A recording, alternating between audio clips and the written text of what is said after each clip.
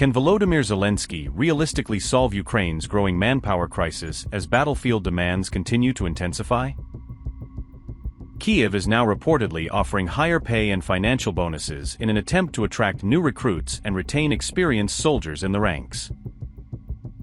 New military reforms are also being introduced, promising fixed service contracts and structured breaks for mobilization to stabilize troop rotations. But can these new incentives truly reverse the widening manpower shortages that Ukraine is facing under sustained wartime pressure? And as the strain deepens, Ukraine is increasingly looking abroad for potential sources of troops while the pressures on the battlefield continue to mount. Ukraine's president has announced sweeping changes to military service rules and compensation structures, aimed at strengthening morale and improving retention within the armed forces. Volodymyr Zelensky said the reforms were developed after extensive consultations with senior military commanders and top government officials. The plan includes a record increase in pay for infantry soldiers, designed to better reflect frontline risks and improve recruitment in critical combat units. Additional combat bonuses are also being introduced, offering extra financial incentives for troops engaged in high-intensity operations. Fixed-term service contracts will be introduced for soldiers, providing clearer timelines and more structured career pathways within the military. A 6-month exemption from mobilization will be granted to soldiers who successfully complete their service contracts, as part of efforts to encourage re-enlistment and stability. Rules governing transfers between military units will be eased, allowing for greater flexibility and faster reallocation of personnel where they are most needed. Procedures for soldiers seeking to return to service after going absent without leave have also been simplified, aiming to bring experienced personnel back into active duty more efficiently. The defense minister said Ukraine needs a military service model built on respect, fairness, and clear rules, as part of wider efforts to reform the armed forces. Volodymyr Zelensky's government hopes the changes will improve recruitment, retention, and overall morale across the country's military ranks. A key part of the strategy includes expanding the recruitment of foreign fighters to support overstretched frontline units. Mikhailo Fedorov said Ukraine aims to fill around 30 to 50% of infantry and assault roles with foreign volunteers. Officials believe foreign volunteers could help ease pressure on domestic recruitment efforts, which have struggled under sustained wartime demands. The reforms come as Ukraine continues to face a chronic manpower shortage after years of ongoing conflict and battlefield losses. Many soldiers are reported to have spent years on the front lines without a clear pathway to demobilization or formal discharge. Officials also say a large number of troops are now exhausted after more than 3 years of intense and continuous combat operations. Newly mobilized soldiers have often been described as less motivated, particularly in high-risk infantry roles where pressure and casualties remain highest.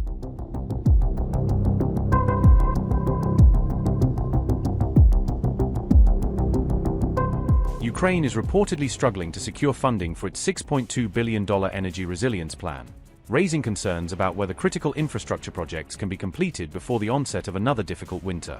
Kyiv is racing against time to strengthen its energy grid and protect essential services as officials prepare for the possibility of renewed Russian strikes on power infrastructure during the colder months.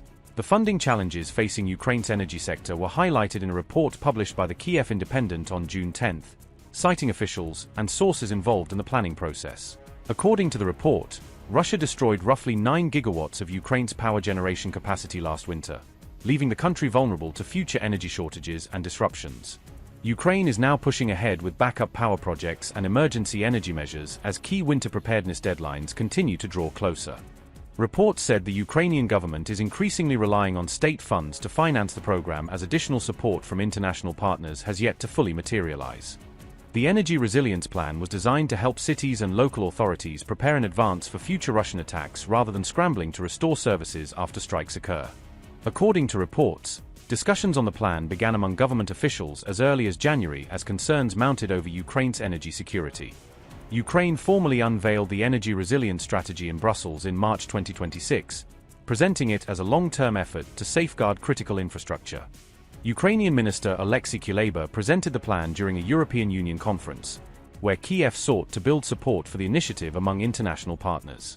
Despite the urgency of the project, funding continues to be viewed as the single biggest obstacle to implementing Ukraine's broader energy security strategy, according to the report.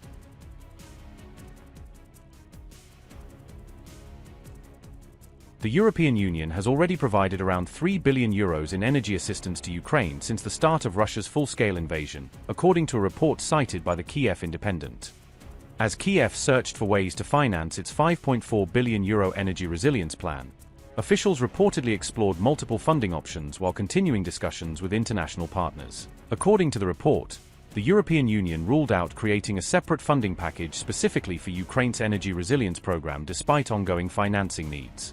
Brussels had already approved a much larger €90 billion support loan for Ukraine, which is intended to cover a broad range of military and civilian requirements. Reports said Kyiv examined the possibility of using part of that €90 billion European support package to help finance key elements of the energy resilience plan. Ukrainian officials reportedly weighed whether funds from the broader EU loan program could be redirected toward projects aimed at strengthening energy security and winter preparedness. Tensions between Moscow and Kyiv surged sharply as Ukraine ramped up long-range attacks deep inside Russian territory. On June 10, Ukraine acknowledged using FP-5 Flamingo missiles in strikes targeting Russian military assets. Volodymyr Zelensky claimed the Flamingo missiles successfully struck key Russian military facilities with precision. The Ukrainian operation targeted a facility in Cheboksary that reportedly housed critical military infrastructure. According to reports, the Russian site contained satellite navigation receivers and components for missiles and drones, and was set ablaze. 3 people were reportedly injured in the aftermath of the Ukrainian strikes in Cheboksary. The Ukrainian president also outlined details of additional operations targeting Russia's oil infrastructure. Zelensky said, and I quote, "We continue to apply Ukrainian long-range sanctions against Russian military facilities and the oil industry. In particular, last night Ukrainian FP-5 Flamingos struck a military plant in Cheboksary that supplies the occupiers' army with components for drones and missiles. I thank the armed forces of Ukraine for their precision." The Kyiv oil refinery in the Samara region was also hit last night. The distance from the front line is more than 900 kilometers. I am grateful to the warriors of the Special Operations Forces, the Unmanned Systems Forces, and the Defense Intelligence of Ukraine. The entirely just responses of the Security Service of Ukraine also reached 2 oil infrastructure facilities in the Vladimir region, at a distance of 700 kilometers. I thank everyone who fights and works for Ukraine. End quote. In Samara Oblast, Kyiv struck the Kyiv oil refinery, located more than 900 kilometers from the front line. Russia's Samara oil facility processes approximately 3.7 million tons of oil annually and remains a critical energy asset. 2 additional oil facilities in Russia's Vladimir Oblast were also reportedly targeted by Ukrainian forces. Fires were allegedly reported at both oil plants following the drone attacks carried out by Ukraine. Meanwhile, the Kremlin condemned another Ukrainian strike targeting an iconic museum in Sevastopol. According to reports, historic artwork was lost in the blaze that followed the attack on the museum. Last night, a drone strike virtually destroyed the siege of Sevastopol Museum. The museum building has been damaged. The strike was deliberate. Is the president's reaction to this known?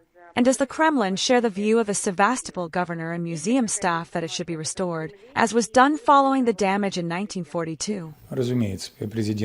We can see that the Kyiv regime has begun to attack history. But history cannot be defeated.